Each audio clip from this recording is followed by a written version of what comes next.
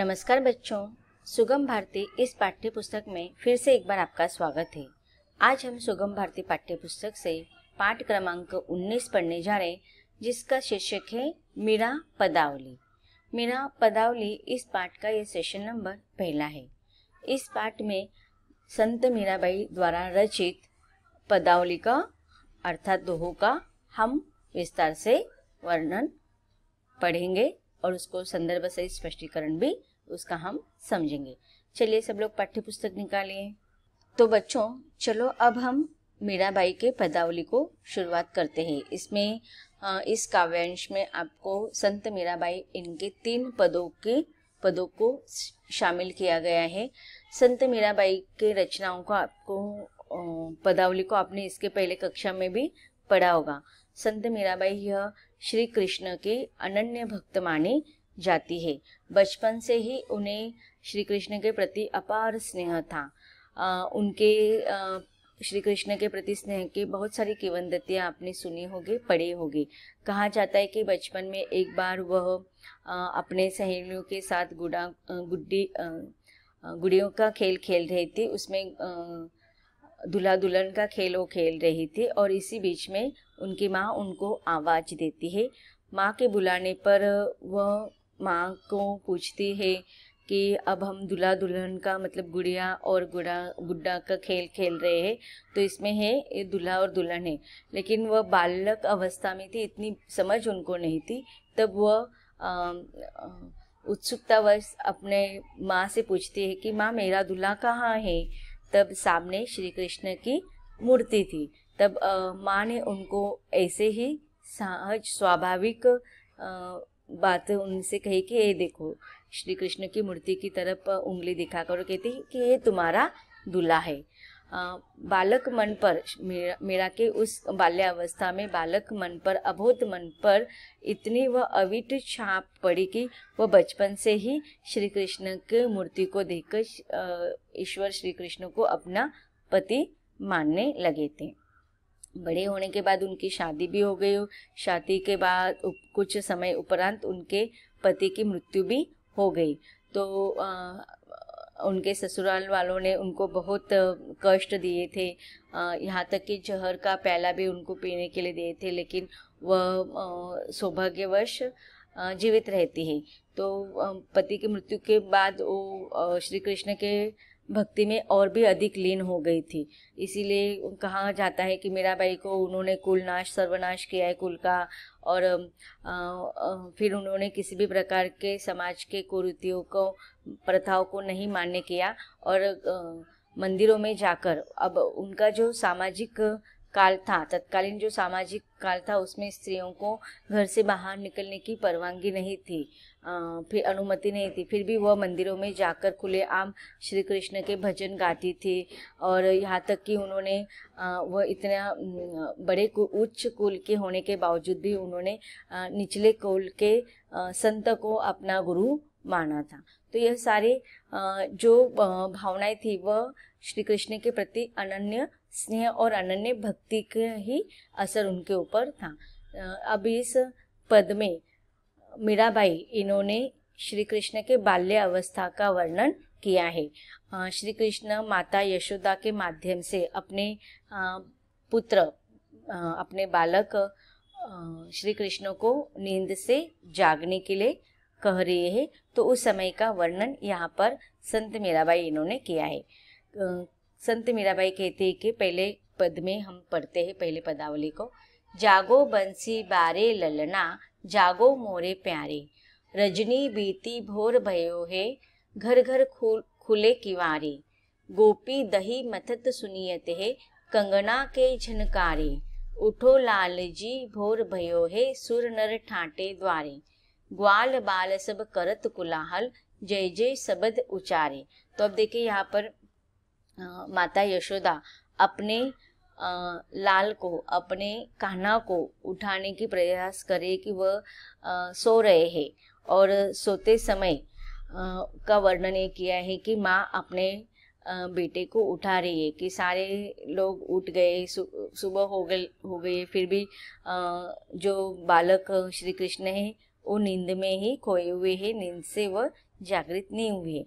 तो वह कहती है ललना। ललना का अर्थ होता है कि अपने बालक के लिए माता संबोध करने वाला ये शब्द है, माता के द्वारा संबोधित किया गया बालक को ये कहा जाता है ललना, कि मेरे आंखों के तारे, कि जागो बंसी बारे ललना। अब देखिए बंसी बारे, बंसी बारे का अर्थ होता है कि श्री कृष्ण को बंसी मुरली बहुत ही प्यारी थी, तो इसलिए उनको बंसी बारे ललना कहा गया है, कि आप अब नींद से जाग जाइए, जागो मोरे प्यारे, कि मेरे पुत्र, मेरे लाल, मेरे ललना, आप जागो, क्योंकि बंसी धारण करने वाले मेरे लाल, आप तुम नींद से जाग जाओ, क्योंकि अभी प्रातः काल हो गया है।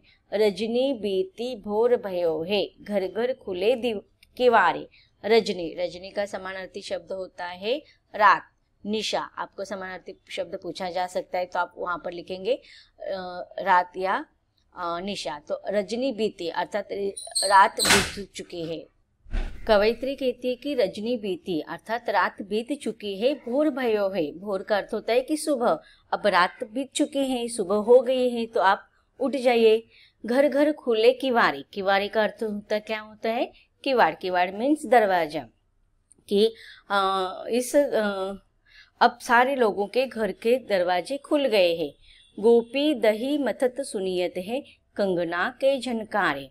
गोपी दही मथत सुनिए थे। आप लोगों को पता होगा कि गांव में, ग्रामीण भागों में सुबह स्त्रियां जल्दी उठते हैं और अपने काम काजों में लग जाते हैं। तो सबसे पहले उनका जो कार्य होता है वो क्या होता है कि जो ग्वालों का दूध निकालते हैं, उन दूधों को वो क्या करते हैं, दही बनाने के लिए या मक्खन बनाने के लिए उसको मथत है। हाँ, तो उनका आवाज आ रहे है। तो उस समय गोपियां जो है दही बनाने का जो कार्य करे ना, तो वो अपने हाथों को आगे पीछे करते रहते हैं, तो ये कंटिन्यूसली कार्य चालू रहता है। तो उस समय उनके हाथों में जो कंगना होते हैं उनकी झनकार आ रही है, कंगना के झनकारे। झनकारे मीन्स कंगना का, कंगना मीन्स हाथों के कंगन। तो उनके लगातार आवाज आ रहे हैं। अब देखिए यहाँ पर कहने का तात्पर्य यह है कि सुबह हो गई है, सब लोग अपने कार्य में, दिन क्रम में, दिनचर्या में लग चुके हैं, और फिर भी आप बालक सोए हुए हो। तो माँ कह रही कि जागो मेरे प्यारे, अब जागो। घर घर के द्वार खुल चुके हैं, गोपियाँ अपने दिनचर्या शुरुआत कर चुके हैं, और इसके साथ उनके कंगनाओं का लगातार आवाज आ रहा है। तो आपके कानों पर ये सारे आवाज नहीं आ रहे हैं क्या? तो उससे आपको जाग नहीं आ रही है। उठो लालजी भोर भयो है, सूर नर ठाटे द्वारे। अब देखिए वो कह रहे कि हे लाल मेरे आंखों के तारे, अब आप उठ जाओ, भोर हो गई है। भोर का समानार्थी शब्द आप लिखेंगे सुबह। सूर नर ठाटे द्वारे। सूर का अर्थ क्या होता है? देवता। नर का अर्थ होता है कि मनुष्य। ठाटे मतलब आना, द्वारे मतलब दरवाजे, की तुम्हारे स्वागत के लिए साक्षात देवता गण और मनुष्य गण आपके दरवाजे पर आकर आपका इंतजार करे कि आप वो हाथ जोड़कर प्रभु के दर्शन के लिए खड़े हो गए हैं। यहाँ पर मतलब मीराबाई का यह भावनिक वर्णन यहाँ पर दिखाई दे रहा है कि कब हमारे आंखों के तारे जागृत होंगे, भगवान श्री कृष्ण जागृत होंगे और उनके दर्शन हम देख पाएंगे। तो उनके दर्शन लेने के लिए श्री कृष्ण के दरवाजे पर साक्षात देवतागण और मनुष्यगण आकर रुके हुए हैं। ग्वाल बाल सब करत कुलाहल, जय जय सबत उचारे। तो देखो ग्वाला के जो बालक है वह अर्थात श्री कृष्ण के दोस्त। आप लोगों को पता होगा कि जैसे आप लोग तय करते हैं कि हम कल ना ऐसा खेल खेलेंगे, वैसा खेल खेलेंगे, आपके दोस्तों के साथ आप सब प्लानिंग करके रखते हैं, और फिर कोई 4-5 आपके दोस्तों का ग्रुप होता है और दूसरे दिन आप खेलने के लिए इंतज़ार करते हैं। अगर कोई एक बालक नहीं आते तो आप सब बालक मिलकर उसको घर पर जाते। तो वैसे ही श्री कृष्ण के बाल सखा उनको उनका इंतज़ार करे है और उनके घर पर आकर श्री कृष्ण का इंतज़ार करे कि कब वो जागेंगे और हम सब खेलने के लिए जाएंगे। ग्वाल बाल सब करत कुल्हान। तो देखिए अब यहाँ पर कवियत्री मीराबाई कह रहे हैं कि ग्वाल सारे ग्वालाओं के बालक अर्थात तुम्हारे सारे सखा घर के दरवाजे पर आकर कुल्हाल कर रहे हैं, जोर जोर से आवाज कर रहे हैं और जय जय शब्द उच्चारे, कि आपकी जय जयकार करे। शब्द का अर्थ होता है शब्द, उच्चारे का अर्थ होता है कि उच्चारना, बोलना। तो सारे देवतागण, मानव, यहाँ तक कि ग्वालाओं के बालक अर्थात श्री कृष्ण के सखा सब कोलाहल करे, जोर जोर से जय जयकार कर रहे हैं आपका, और सारे लोगों के जय जयकार के शब्द का आवाज आपके कान पर सुनाई नहीं दे रहा है क्या? तो जल्दी से जाग जाइए और उनको अपना दर्शन दीजिए। तो बच्चों अब जो काव्यांश हमने पढ़ा है उसका शब्दार्थ देख लेते हैं। जागो उठो, ललना प्यारा बच्चा, बंसी बांसुरी। मुरली में आप लिख सकते हो। रजनी रात, भोर सुबह, किवारे दरवाजे, झनकारे झनकार आवाज, सुर देव, शब्द शब्द, उच्चारे उच्चारित किए बोले। अब इस पद का हम इस पदावली का प्रसंग और व्याख्या देखेंगे। प्रसंग में आप लिखेंगे प्रस्तुत पंक्तियां हमारी पाठ्य पुस्तक सुगम भारती 6 में संकलित मीरा पदावली से ली गई है और इन पदों की रचना मीरा बाई ने किया है और श्री कृष्ण को जागृत करने के लिए किया है। अब व्याख्या देखते हैं। मीरा कहती है, मेरे बंसी वाले प्यारे बाल कृष्ण जागो, रात बीत चुकी है, सुबह हो गई है और घर घर के दरवाजे खुल गए हैं। गोपियों के कंगन के झनकार से लगता है वे दही मथ रही है। सुबह हो गई है, देवता मनुष्य द्वार पर खड़े हैं, ग्वाल बाल सब शोर कर रहे हैं और जय जय शब्द का उच्चारण कर रहे हैं।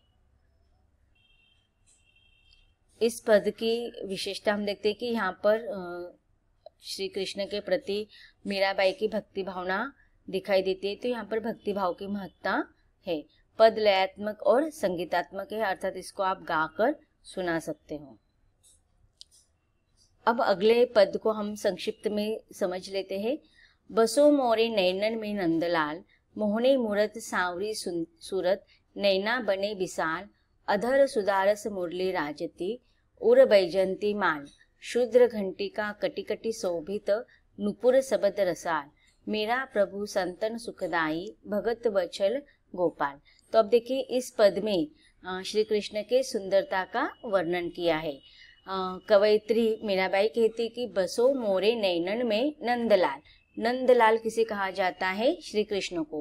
क्यों कहा जाता है नंदलाल? इस नाम से क्यों कहा जाना जाता है? क्योंकि वो नंद के पुत्र है, बेटे है। हाँ, तो यहाँ पर राजा नंद की बात की गई है कि राजा नंद के बेटे होने के कारण उनको नंदलाल कह रही है कवित्री।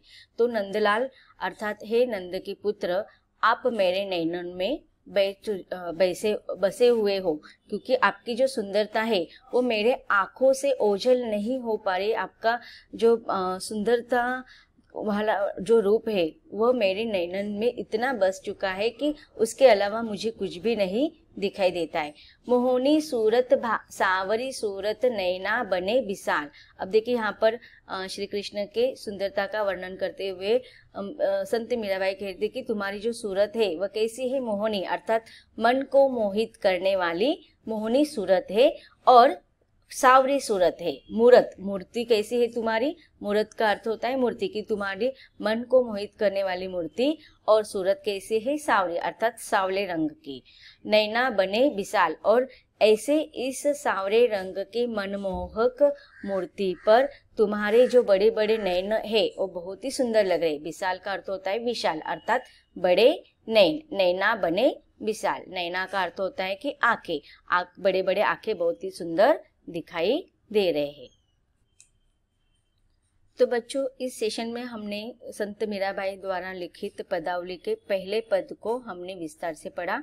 अगले पद को भी हम विस्तार से पढ़ेंगे। उसके एक एक पंक्ति को हम समझेंगे, लेकिन इसके अगले सेशन में। धन्यवाद।